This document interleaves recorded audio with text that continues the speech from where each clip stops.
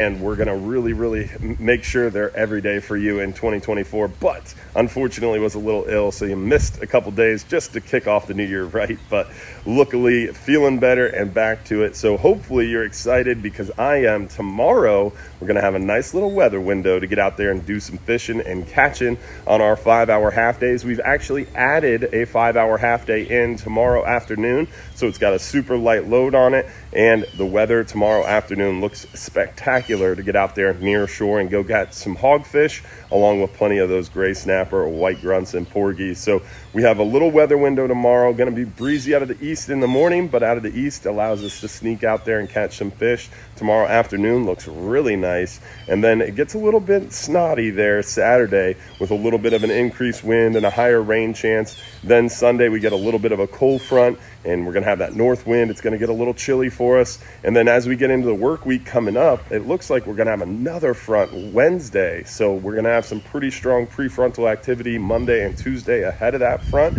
So a good opportunity to get out there on the water is tomorrow ahead of all that weather. Then you can wait to the back side of the weather. Looks like next week around Thursday, it's going to start calming down for us, and the bite should be pretty darn good behind all that bad weather. Plus, we're going to be on that new moon this coming Thursday, and that should hopefully bring with it some more moving water, some more moving currents, and generally a pretty good day bite too. So end of the work week coming up should be a pretty good bite if you can't make it out there tomorrow. As far as dolphin tours, island trips, shelling goes, remember all that rough weather really pushes a lot of good stuff out on our beaches. So it's a good time to go out there to Shell Key or Egmont Key on our ferry boats, our 3-hour Shell Key shelling trip, and take advantage of the lighter loads. Plenty of opportunities to find plenty of great shells on our local beaches.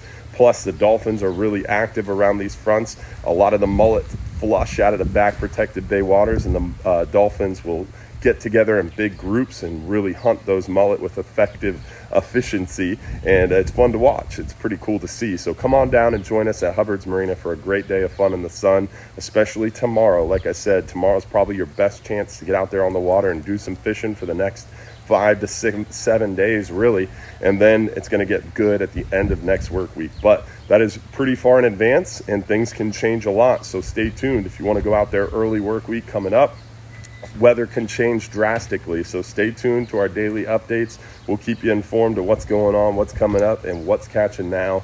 As far as what we're catching now, our last videos we've been talking how January 1st was going to be such a good day. We added a 10-hour trip, we added an extreme trip. Unfortunately, the 10-hour had a little bit of a tougher bite than we would have liked, but the 12-hour extreme went out there and crushed the red grouper. They got a 26 keeper red grouper on that 12-hour extreme January 1st. Kicked off the new year right with a big pile of red grouper, and that red grouper fishery is reopened now, so we're excited to take a bunch of those home. Triggerfish have closed, but there's plenty of other fish to catch.